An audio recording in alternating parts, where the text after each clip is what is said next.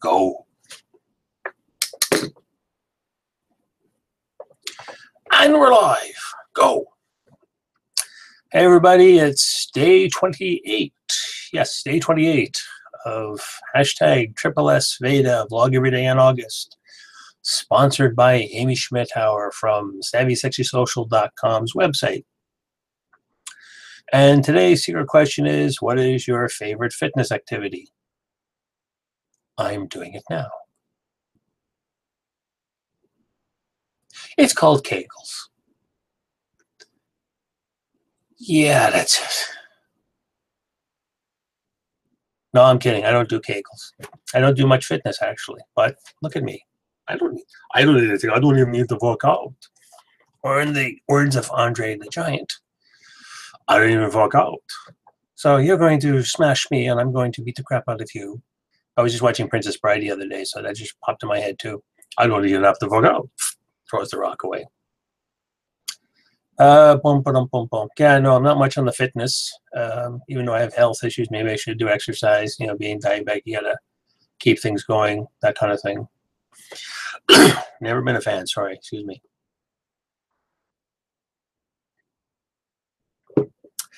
Even when I was in the army back in the 80s, and when I was in Germany, I couldn't get away from running. But when I got to Germany, and about, I don't know, maybe the third year or so, I think it was after 87, because I got off the base and I actually got my own apartment. So maybe a year or two after, one of our sergeants, who is I forget how many Dan black belt in old school jiu-jitsu, totally forget the name of the style of the Ryu, but basically it was old school jiu-jitsu, which was like blow, throw, blow technique, which is basically it's the activities we did. We combined judo and karate, which is supposedly their origins. Modern day jiu-jitsu is more just arm bars and throws, similar to judo, but some stuff sort of like what maybe the cops would do on you, that kind of thing. I mean, there's all sorts of different forms now too, like Macaw, and I forget some of the other heavy duty, more special forces guys do too. So excuse me again. This is why I don't go live.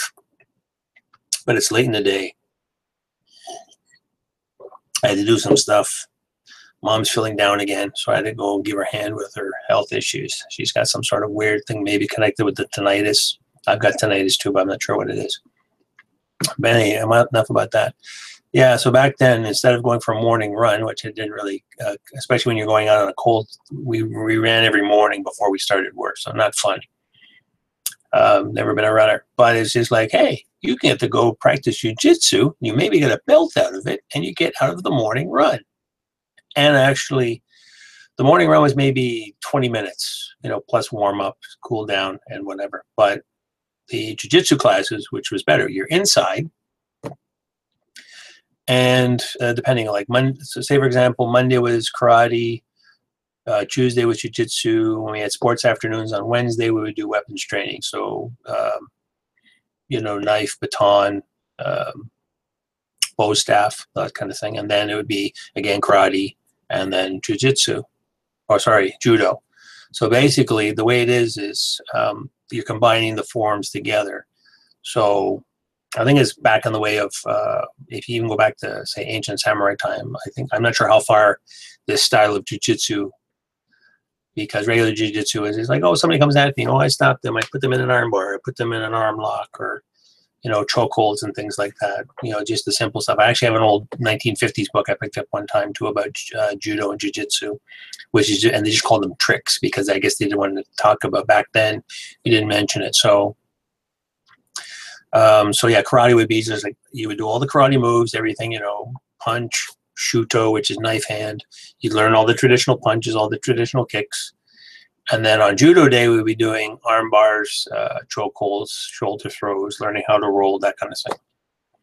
And then what you do is you combine the whole thing. So if, say, somebody's coming at you, of course, I had a smart sensei. I think he was a bit of a street kid too when he was growing up. I think it was third Dan, black belt. Anyway, his philosophy was, like, you know, just like Mr. Miyagi and the Karate Kid, is basically like, most people go learn martial arts. Oh, I'm gonna, or there's an old I'll put the link in for that. And actually, a lot of martial arts classes you'll see if you Google flying foot or something like that. There's an old Canadian comedy troupe called the Frantics, and they used to do a radio program, as well as later on they ended up with a short-lived TV show called Four on the Floor, where they actually reenacted their radio skits into live action. And there was one about a martial arts class, and there are some where they'll run the track and they'll reenact it in an actual martial arts dojo, or when they're doing a demonstration. It's basically this guy said, yeah, I want to learn how to do, karate and stuff, and I'm going to wipe the floor with you. You too will learn the ways of, I forget what it's called, something like Jeet Kune Do. That's Bruce Lee. But they basically just did a play on words, and they had a famous saying on the show, which is called boot to the head. So the little monk sensei was just called boot to the head. Oh, no, I wasn't ready for you. Let's try it again. And the guy was like, I got the pajamas and everything. I want to beat the crap out of you. So I'll post a link to that. And basically, if you Google, I'll find out the name of the actual, I forget, it was Way of the Flying Foot or something. But I'll look up the Frantics martial art things. And then if you just Google those words or just look in YouTube, you'll find it. But no, because when I was a kid, I took judo, but actually I had a really mean sensei. I was like maybe not even 10 years old or something. And for the life of me, I couldn't guess. I was good at some of the other stuff, but I couldn't get one of the holds. And he's just like, and he thought by scaring the crap out of me, it's just like, if you don't do what I say, I'm going to get my big rubber boots and I'm going to stomp on your feet. And I'm just like, I don't want to take this anymore. And then before I got into the Army and had some time off, one of our local colleges was offering things. So I took 2 night classes. One was Karate 101, which basically you're training with other people, but it was only like so many weeks. So it wasn't full-on training. But you still got to do the basics. I think I just wore civvies. I didn't go out and buy a gi and everything, and just doing basic karate moves.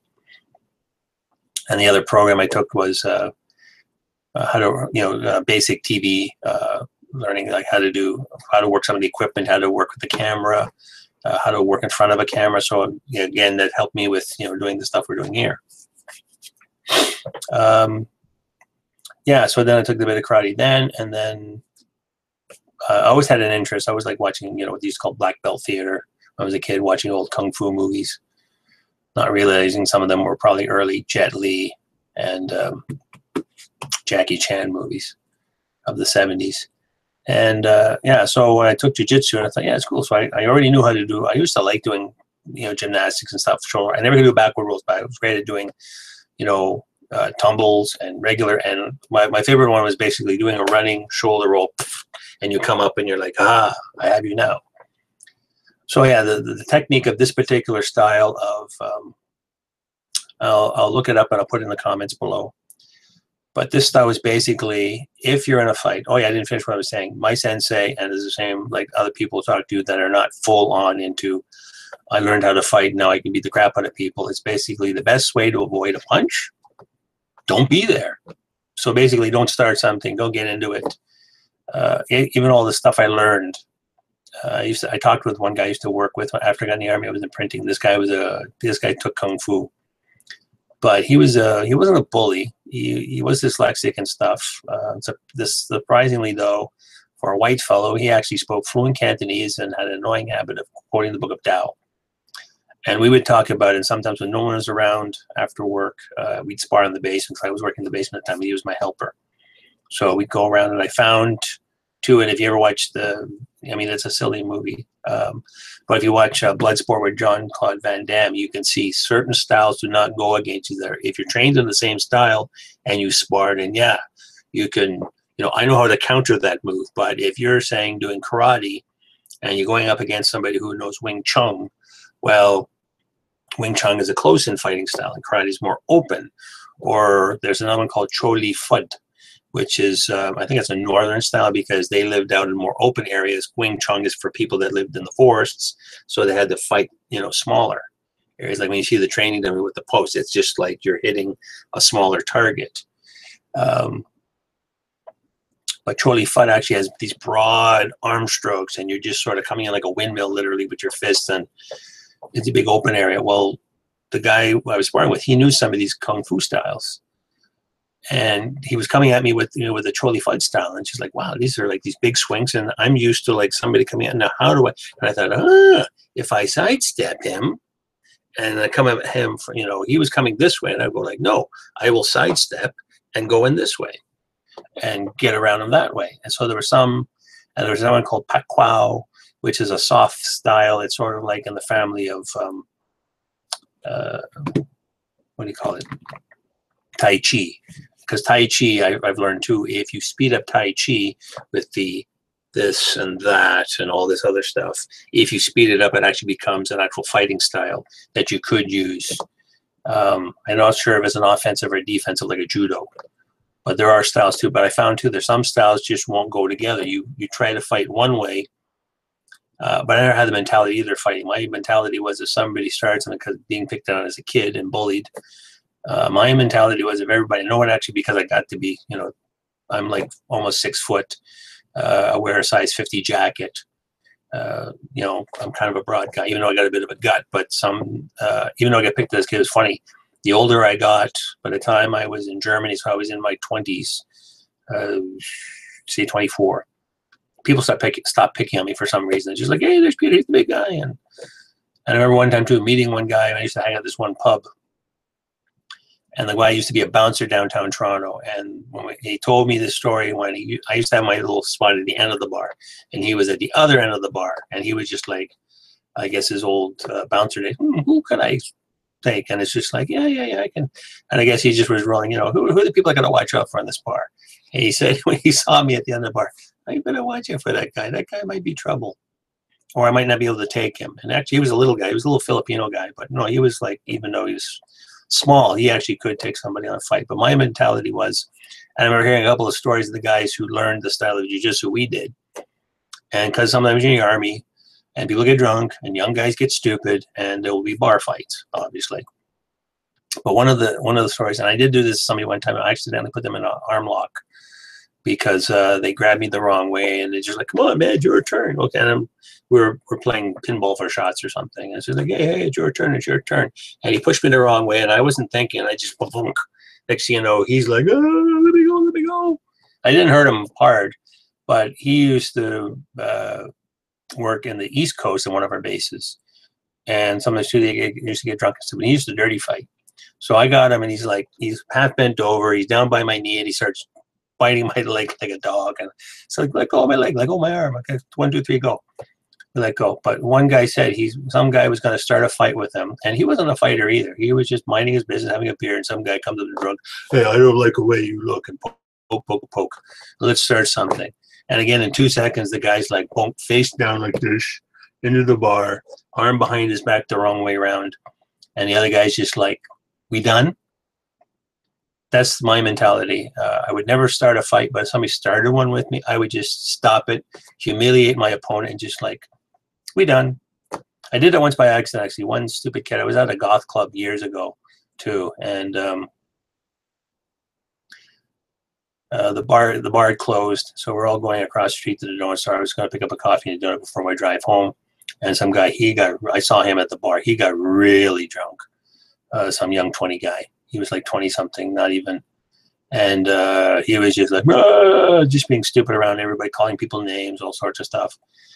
And there was this brown fellow on the other side of the bar, other side of the other side of the donuts where the cash register was. And the guy was calling him out and calling him names and calling him this and the other thing and all sorts of derogatory terms about, you know, his nationality. I think it was, I don't know if he was somewhere from, you know, East India or somewhere like that. The guy's like, ah.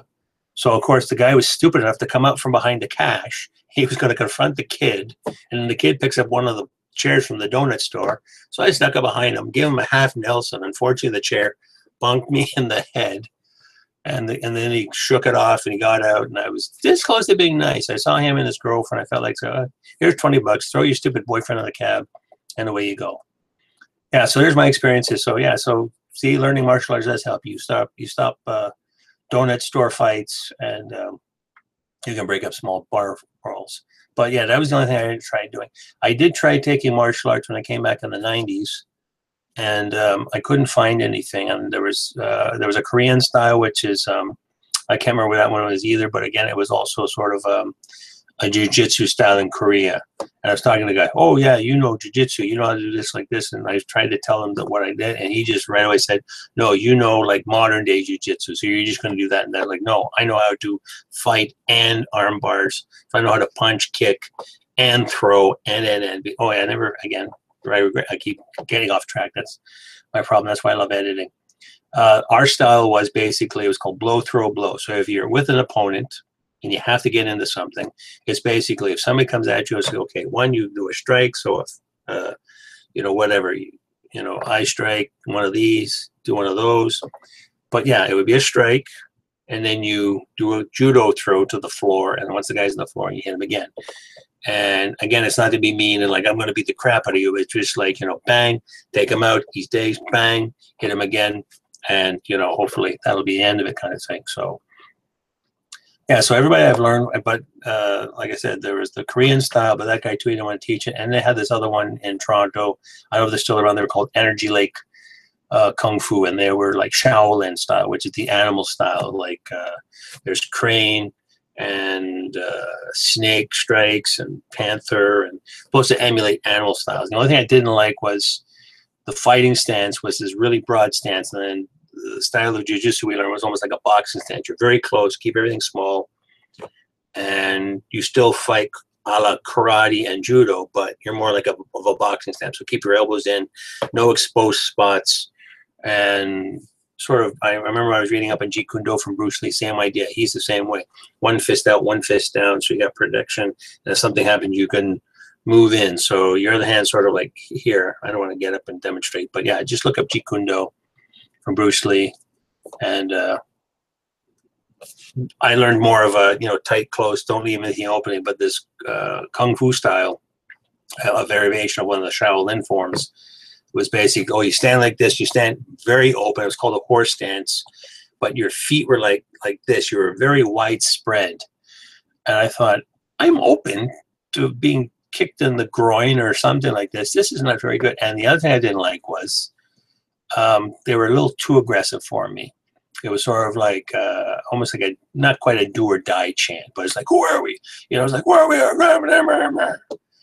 And it was luckily it was a 1 month trial, and then I lucked out. My dad was taking me deer hunting for my first and last time deer hunting, which was kind of boring. It was basically stand here, watch for the deer coming over. I felt like I was in the army. Okay, here's your position, here's your arcs. Bambi could be coming over the hill, and watch for it. And the guys would, you know, we would be in position on a line, you know, stretched out for quite a distance, and then guys would go with the dogs and try to scare the deer. My dad actually got 2 deer. We had venison for a year, which is kind of cool. And we also too, we go hunting for not for the sake of hunting. We go for like, we catch something, we're going to eat it. We're not just going to, hey, let's just shoot up a bunch of stuff and get rid of the deer population.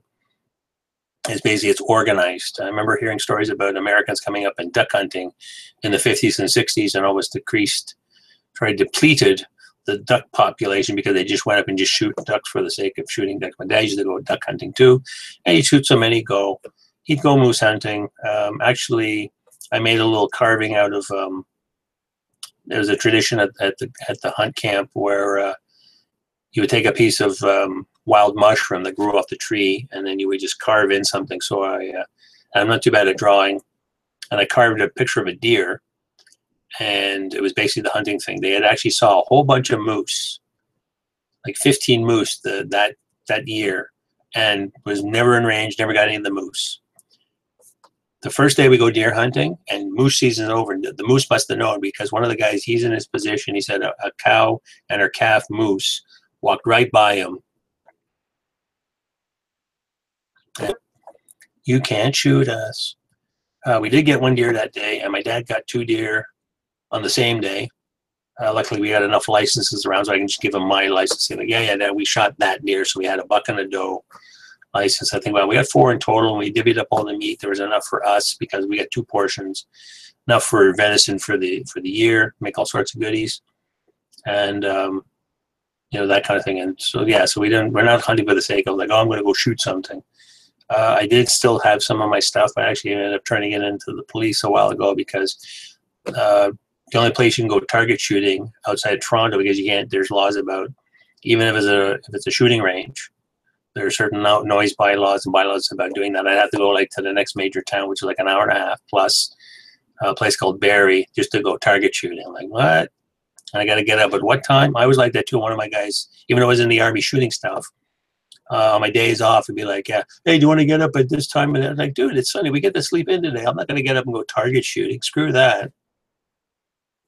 So yeah, so I actually got rid of my stuff. I actually did have a Walther PP, which is basically, if you watch James Bond, I bought it kind of because of that, but he has a PPK. I had the PP, which is it's Polizei Pistola. That's all it really means. And the PPK just means Polizei Pistol Kleine, which is just a small. It has the barrels a little bit shorter, one less round in the magazine, that kind of thing. And I just bought it because I thought it was kind of neat. I thought, you know, yeah, it's a good thing for shooting. Like I was going to buy something else too, and I never bothered buying it. But eventually I just got rid of it because one guy was bothering me. But, oh, I'll buy it off you and blah, blah, blah. And I'll go target shooting. So, yeah, but the rules for transportation, like that, I wasn't just going to arbitrarily say, you know what, I don't really need this stuff. I don't need the aggravation. And our gun laws were kind of changing. And I said, you know, I'm just going to get rid of this stuff. So I basically called up the cops, saying, I got some stuff to destroy. The one said, well, the Walther gun, which was, I think it was, might have been a war artifact or something. It still worked pretty good. I said, if you want, we maybe give it to a museum. Yeah, do whatever you want to do with it. I don't really care. I don't want this stuff anymore. Yeah, so that's fitness and shooting and martial arts and all rolled in one. So there's all my activities, including Kegels, which I'm still doing right now. Yeah. Anyway, how do you like to work out? Do you like to pump iron, or what do you like to do? Say it in the comments down below. And remember to like and dislike. If you don't like, I'm going to come after you. And remember, get to the chopper. Hit subscribe, ring the bell. And we see you tomorrow.